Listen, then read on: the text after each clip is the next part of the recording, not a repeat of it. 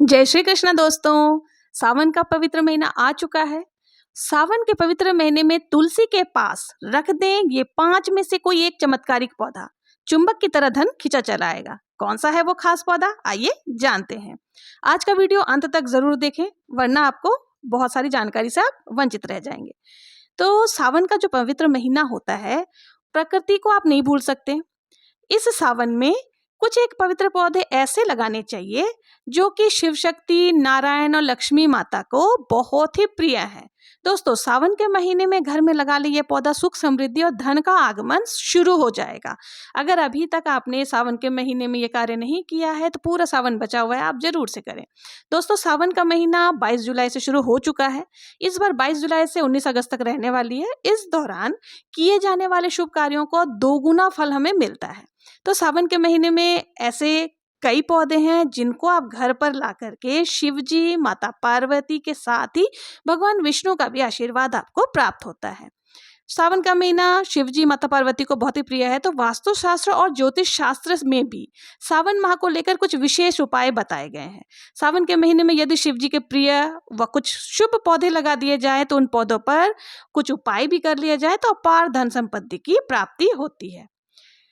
प्रकृति को आप भूल नहीं सकते हैं, तो इस सावन आपको क्या करना है, पौधे आपको वैसे लगाने चाहिए जिससे कि हमारे घर में बरकत हो, तो जिससे शिव शक्ति, नारायण और लक्ष्मी माता का स्थायी निवास हमारे घर में हो। तो बताने की जरूरत नहीं है, घर में इन पौधों को स्थान आपको जरूर से देना चाहिए।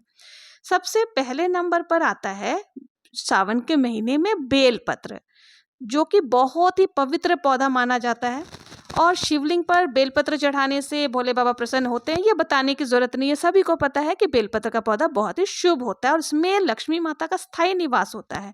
तो आप जरूर से इस बार, अगर आपका घर फ्लैट है या छोटे छोटी जगह है, आपके पास बहुत बड़ी जगह नहीं है, तो आप गमले में भी बेल के वृक्ष को लगा सकते हैं। वास्तुशास्त्र के अनुसार घर में बेलपत्र के वृक्ष होने से वास्तु दोष खत्म होता है। जिस घर में बेलपत्र का पौधा होता है वहां हमेशा माता लक्ष्मी की कृपा बनी रहती है। यूं तो आपने देखा ही होगा कि शिव जी पर सालों भर बेलपत्र चढ़ाए जाते हैं, लेकिन सावन के महीने में बेलपत्र का विशेष महत्व होता है। अगर आप सावन के महीने में शिव जी को बेलपत्र चढ़ाते हैं तो बाबा प्रसन्न होकर आपके घर को धन धान्य से भर देते हैं। साथ ही वास्तुशास्त्र के अनुसार बेलपत्र के वृक्ष होने से वास्तु दोष खत्म होता है। जिस घर में बेलपत्र का पौधा होता है वहां हमेशा माता लक्ष्मी की कृपा बनी रहती है। तो अभी तक अगर आपने बेलपत्र का पौधा नहीं लगाया है तो इस सावन जरूर लगाएं। अगर आपके घर में जगह की कमी है तो कोई दिक्कत नहीं, आप छोटे से गमले में लाकर, अगर आप फ्लैट में रहते हो, उसे अपने बालकनी में रख सकते हैं, फिर आप चमत्कार देखेंगे। दूसरा पौधा है शमी का पौधा। शमी का पौधा भी बहुत ही शुभ माना जाता है और शमी का पौधा लगाने से आपके घर से वास्तु दोष भी समाप्त होते हैं और साथ ही नेगेटिविटी, किसी भी प्रकार की अगर आपके घर में नेगेटिविटी है उसको दूर करके पॉजिटिविटी का वास होता है। इन दो पेड़ों को आप घर में अगर लगाते हैं तो आपके जीवन में सुख सुविधाएं मिलने लग जाएंगी और जो भी बाधाएं हैं वो धीरे धीरे करके समाप्त होने लग जाएंगी। अब बात आती है तुलसी के पौधे का। तुलसी का पौधा बहुत ही पूजनीय पौधा है, ये हर घर में आपको मिल ही जाएंगे। हर व्यक्ति तुलसी जी की पूजा अर्चना करता है, तो ये घर में शुभता लाती है। सावन के महीने में अगर आपने तुलसी का पौधा आपके घर में नहीं है तो जरूर से लगाएं।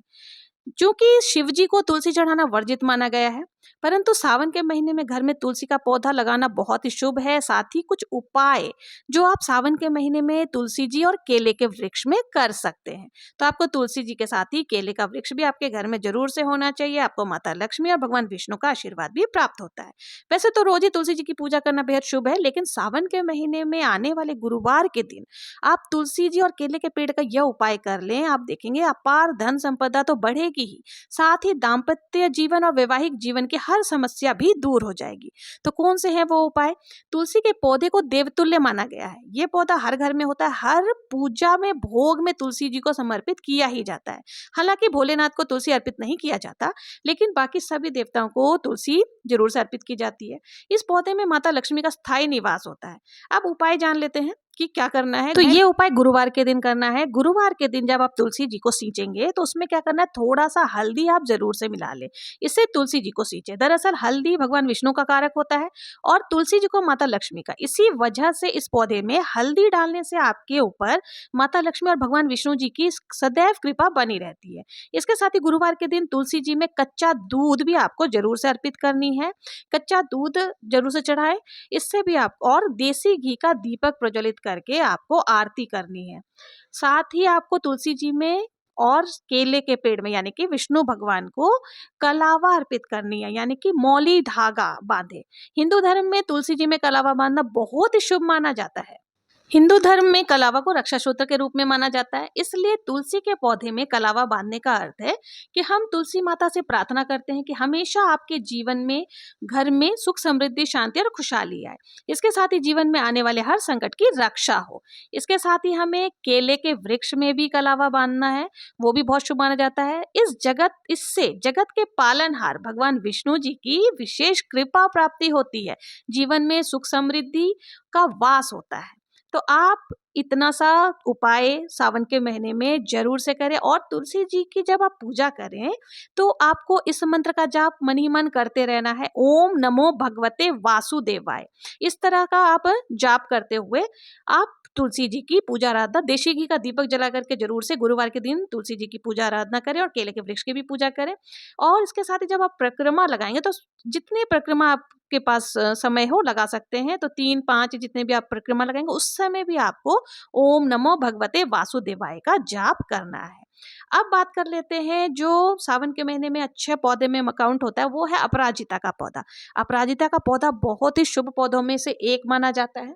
अपराजिता का पौधा, जैसा कि नाम से ही पता है, अपराजिता, जिसे कोई हरा नहीं सकता।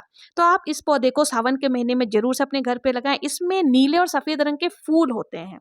इस पौधे को भगवान शनि, विष्णु और भगवान शिव को जरूर से चढ़ाना चाहिए। इससे आपके शनि ग्रह भी जो दोष होता है वो दूर होता है। तो अपराजिता का जो पौधा होता है वो दुर्गा जी को बहुत ही प्रिय है। अपराजिता का जो पौधा होता है वो दुर्गा माता को अति प्रिय होता है। तो उसके जो डाल होती है वो नवरात्रा के समय दशमी तिथि को दुर्गा माता को अर्पित करके अपने पास रख लेनी चाहिए। और जब भी आप किसी परीक्षा में जा रहे हैं, इंटरव्यू में जा रहे हैं, तो इस पौधे की जो डाल है उसको अपनी जेब में रख करके ले जाएं। आप देखेंगे सफलता जरूर से मिलेगी। और अपराजिता का जो फूल होता है, नीला फूल, वो सोमवार को या शनिवार को शिवलिंग पर चढ़ाने से तरक्की मिलती है। अब बात कर लेते हैं अनार के पेड़ का।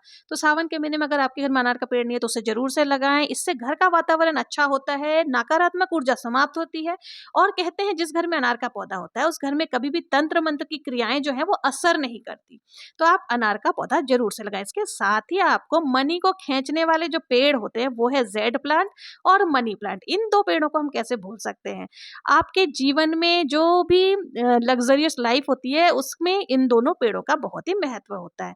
तो आपको जो जेड प्लांट यानी कि क्रेजुला जिसे कहते हैं, इसे कुबेर का पौधा भी कहा जाता है और ये पैसे को आकर्षित करता है।